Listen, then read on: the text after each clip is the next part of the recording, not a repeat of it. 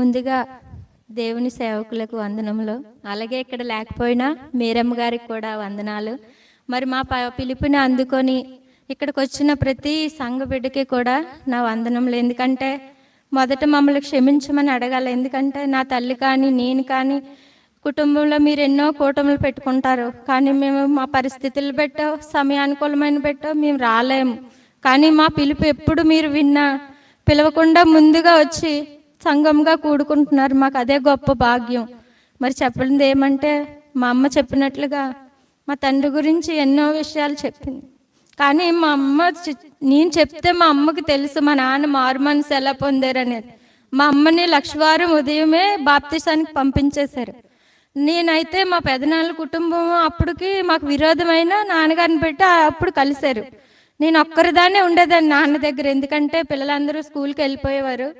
నేను ఒక ప్రశ్న వేసాను, నాన్న నువ్వు కూడా చనిపోతావు, అమ్మంటే ముందే నాన్నమ్మ వాళ్ళకి పడదు, మరి నువ్వు బాప్తిసం తీసుకుంటే వాళ్ళు ఏ కార్యక్రమాలకి అమ్మని పట్టించుకోరు, నువ్వు ఎందుకు ఇలా చేస్తున్నావంటే మా నాన్నగారు ఒక్క నిమిషం కూడా ఆలోచించకుండా, అమ్మ నేనున్నప్పుడే మీ అమ్మని చూడలేని వాళ్ళు నేను లేనప్పుడు చూస్తారంటే అది వ్యర్థం. నేను చనిపోతే మీ అమ్మని మోయటానికి నాకు ఒక కొడుకు కూడా లేడు, చనిపోతే ఆ సంఘమైనా సరే తనని కడతేస్తుందని నేను మీ అమ్మని పంపించానమ్మా.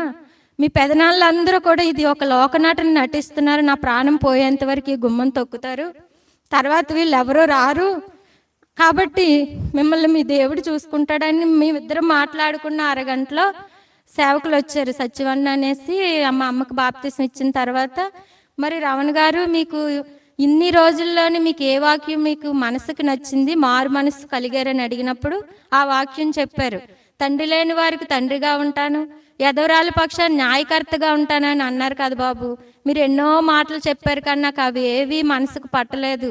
నేను చనిపోతే నా శరీరం అక్కడైనా వదిలేసిన ఆత్మ సుఖపడుతుంది, కానీ నా బిడ్డలకి సమస్తం ఆయన చూసుకుంటాడని నేను నమ్మాను బాబు అంటే వాళ్ళు రికార్డులో ఫైల్ నోట్ చేసుకున్నారు. అయిపోయిన తర్వాత మా పెద్దమ్మ వచ్చి మా నాన్నగారిని తిట్టింది, నువ్వు ఇలాంటి పిచ్చి పనులు చేస్తావు, మా చెల్లిని ఎందుకు ఎలా చేసావని అని అంటే, వదిన ఇదంతా లోకనటన, నా భార్యని సంఘం చూసుకుంటుందని చెప్పేసి మా నాన్నగారు అయిపోయింది. గత బుధవారం మేము మా వారు నేను కూడా మా చిన్నాన్నగారు ఇంటికి వెళ్ళాం.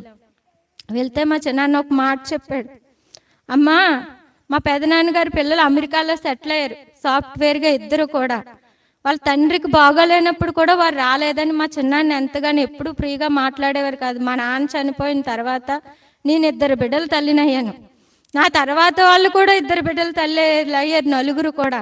కానీ ఏ రోజు కూడా పక్కింటోళ్ళైనా కడుపుతో ఉంటే ఒక గ్లాస్ మంచినీళ్ళు ఇస్తారు, అయ్యో నిండుగా ఉంది కదా అని. కానీ మాకు ఏ రోజు కూడా వాళ్ళు చేరదీ లేదు సరికదా గ్లాస్ మంచినీళ్ళు కూడా మా తల్లికి కానీ మాకు కానీ ఇవ్వలేదు. కానీ మా చెల్లె వాళ్ళు కఠినంగా ఉంటారు, అక్క వాళ్ళు మనల్ని ఏ విషయంలో చూసారు అక్క, నువ్వు అందరినీ క్షమించమని చెప్తావు అని నన్ను గద్దిస్తూ ఉంటారు. అయితే పోయిన బుధవారం నాడు మేము ఇద్దరమే వాళ్ళ ఇంటికి వెళ్ళి వాళ్ళ పాపను చూసి అన్నీ చేస్తే మా 3వ చెల్లి అంది, అక్క పక్కనే నిండా బండాయి కడుపులతో మేము ఉన్నాం అక్క, కనీసం ఇగో అమ్మాయి మంచినీళ్ళు తాగలేదు, మా పిల్లల కంటితో చూడడానికి రాలేదు కదక్క, నువ్వు వెళ్తావు మమ్మల్ని వెళ్ళమంటావని నన్ను గద్దించారు. నేను అప్పుడు వెళ్ళిన తర్వాత మా చిన్నాన్న ఒకటే మాట అన్నారు, అమ్మా అందరూ కూడా తండ్రులకు విలువ ఉంచారు, అమెరికాలో వారి జ్ఞానం ఎంత ఉంటే ఎందుకు, వారి తండ్రికి విలువ లేదు, ఎంత ఆస్తి ఉంటే ఎందుకు, తల్లిని చూడలేదు, తండ్రిని చూడడానికి కూడా చివరి దినాల్లో వచ్చారు, డబ్బుండే వాళ్ళ తండ్రిని కూడా కాపాడుకోలేకపోయారని మా చిన్నాన్న నా దగ్గర చెప్పినప్పుడు, మా చిన్నాన్న ఎందుకు ఈ మాట ఇలా అంటున్నాడని నేను గ్రహించినప్పుడు, ఇప్పుడు మా చెల్లి కొత్తకోటలో ఇల్లు కడుతుంది, నా తండ్రి చనిపోయినా అక్కడ మా తండ్రి ప్రేయర్ బతుకుందని వాళ్ళ హృదయాల్లో ఆ ఏర్పడినటువంటి ఆ ఆలోచన ఆ రోజు ఆయన మనసులోంచి బయటకు వచ్చింది. మీరు 4 ఆడపిల్లలు అయినా అమ్మ మీ నాన్నగారి పేరు నిలబెట్టారు అన్నందుకు నిజంగా తండ్రి పోతే సమస్తం పోతుంది. ఈ రోజు వరకు కూడా నా తండ్రిని తలుచుకోలేని రోజు నా జీవితంలో ఎప్పుడూ ఉండదు. ఎందుకంటే కాలుకు దెబ్బ తగులుతుందని ఒక సైకిల్ కూడా నేర్చుకొని ఇచ్చేవాడు కాదు మా నాన్నగారు. అంత ప్రేమగా ఎవరైనా 4 ఆడపిల్లలు అంటే నా బిడ్డలు నేను చూసుకుంటాను మీరు కానీ చూస్తారా అని వాళ్ళ మీద గొడవ ఆడేసేవాడు. అలాంటిది చనిపోయేంత వరకు మా అమ్మమ్మ గారి ఇంటికి కానీ మా పెదనాళ్ళ ఇంటికి కానీ ఎవరింటికి వెళ్ళనిచ్చేవారు కాదు. బ్రతికున్నంత వరకు తనతోనే బిడ్డల చుట్టూ కూర్చోబెట్టుకొని భోంచేసేవారు. అలాగా ఆ మాట తీసుకున్నందుకు ఈరోజు దేవుడైతే మా నాన్నగారి మాట మీదే మా జీవితాలు కట్టాడు. మా బ్రతుకు కాదు, మా భక్తి కాదు, మా జీవితం ఏంటో, మా పూలబాట ఏంటో దేవుడికి, మా తండ్రి గారికే తెలుసు.